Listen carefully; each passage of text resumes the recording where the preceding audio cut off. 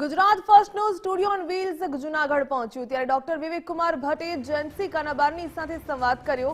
જૂનાગઢની જેન્સી કાનાબાર ટેનિસમાં દેશનું ગૌરવ બની। Lawn tennis star Gen Z Kanabar સાથે વિસ્તૃત સંવાદ કર્યો। જૂનાગઢની 14 વર્ષીય ટેનિસ પ્રતિભા દેશનું ગૌરવ બની। જેન્સી કાનાબારે ઓસ્ટ્રેલિયન ઓપન અંડર 14માં ઇતિહાસ રચ્યો હતો। જેન્સી કાનાબારે ઓસ્ટ્રેલિયન ખેલાડીને હરાવીને ટાઇટલ મેળવ્યું હતું। ગુજરાતની જેન્સી કાનાબાર ટેનિસમાં નવી સ્ટાર તરીકે ઉભરી।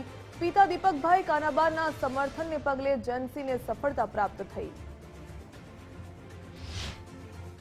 ગુજરાત ફર્સ્ટનું સ્ટુડિયો ઓન વ્હીલ્સ પહોંચ્યું છે જૂનાગઢ, અને જ્યારે જૂનાગઢ આવીએ ત્યારે એક ઉભરતી પ્રતિભાને આપથી ચોક્કસ મળાવવા પડે, એ છે જેન્સી કાનાબાર અને એના પિતાજી દીપકભાઈ આપણા સાથે છે। જેન્સી એક ઉભરતી પ્રતિભા છે અને એવું કહેવાય કે ગુજરાતની સાયના મિર્ઝા છે। ઉંમર બહુ નાની છે પણ સિદ્ધિઓ અનેક છે। જેન્સી, ખૂબ ખૂબ વેલકમ। Thank you sir. તમે શું રમો છો, તમારા વિશે કંઈક બતાવો। હું ટેનિસ રમું છું। લાસ્ટ ઓસ્ટ્રેલિયા જઈને આવ્યું છું જ્યાં હું ચેમ્પિયન થઈ હતી।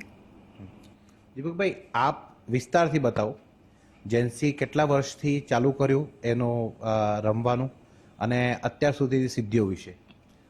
જેન્સી 3.5 વર્ષની હતી ત્યારની રેગ્યુલર કોચિંગ લે છે। શરૂઆતનું કોચિંગ જેન્સીએ બધું જુનાગઢ જીમખાનામાં લીધેલું છે। ત્યાં એઝ એના હેડ કોચ તરીકે હું અને મારી સાથે સોમનાથભાઈ હતા જોડાયેલા। અત્યારે જેન્સી હાલમાં જીમખાનાની અંદર પણ અને સાથે ચોબારી રોડ ઉપર 2 બીજા કોર્ટ બનાવેલા છે। અમે 4 મિત્રોએ ત્યાં એ મારી જ અંડરમાં મારા બીજા એક કોચ મિત્ર સાથે રાખેલા છે, એની સાથે ટ્રેનિંગ લઈ રહી છે જેન્સી। જેન્સીની સિદ્ધિની વાત કરું, જેન્સી અંડર 14માં ઇન્ડિયા નંબર 1 હતી અને એશિયા નંબર 1 હતી। અત્યારે જેન્સી 16માં જે આ વર્ષે પ્રવેશ થયો અને જેન્સી અંડર 16માં ઇન્ડિયા નંબર 1 અને એશિયા નંબર 1 છે। જેન્સીએ બંને નેશનલ ચેમ્પિયન થયેલ છે। અંડર 14ની ક્લેકોર્ટની નેશનલ જે ઔરંગાબાદ એટલે કે છત્રપતિ સંભાજીનગર ખાતે રમાય છે તે, અને દિલ્હીમાં જે ફાઇનેસ્ટા ઓપન રમાય છે તે બંનેમાં જેન્સી ચેમ્પિયન છે। યંગેસ્ટ નેશનલ ચેમ્પિયન પણ જેન્સી છે। આ સિવાય જેન્સીએ એશિયન ટેનિસ ડેવલપમેન્ટની જે 3 એશિયન ચેમ્પિયનશિપ થાય છે 3 જીતી અને 3માં ભારતને ગોલ્ડ અપાવેલો છે। જેન્સી સબ જુનિયર વિમ્બલ્ડનમાં સિલેક્ટ થયેલી હતી અને છેલ્લે જેન્સી એશિયા પેસિફિક ઓસ્ટ્રેલિયન ઓપનની અંદર પણ સિલેક્ટ થઈ ઇલાઇટ ટ્રોફીમાં અને ત્યાં પણ જેન્સી ચેમ્પિયન થયેલી છે। આ સિવાય જેન્સી એ ડેબ્યુ સાથે જ J30 અને J60 જે ITFની અંડર 18ની ટુર્નામેન્ટ હોય તેમાં જેન્સી ચેમ્પિયન થયેલી છે। શું વિઝન શું છે આપનું, ડ્રીમ શું છે?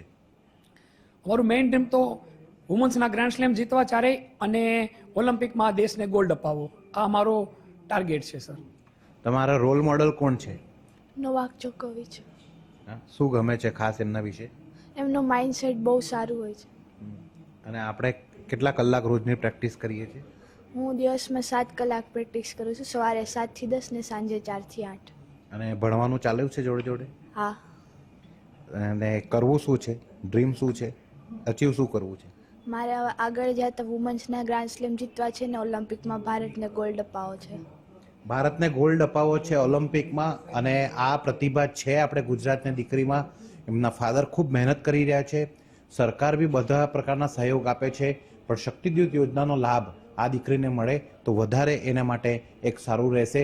કારણ કે જે એમને અચીવ કર્યું છે એ અચીવમેન્ટ વર્ષો બાદ ભારતને એક એવી દીકરી મળી રહી છે, ગુજરાત એ દીકરી ભારતને સોંપી રહ્યું છે કે જે સાયના મિર્ઝાના રેકોર્ડ તોડીને કહી શકીએ કે ભારતની સાયના મિર્ઝા ભારતને મળી શકે છે, નવી સાયના મિર્ઝા ભારતને મળી શકે છે।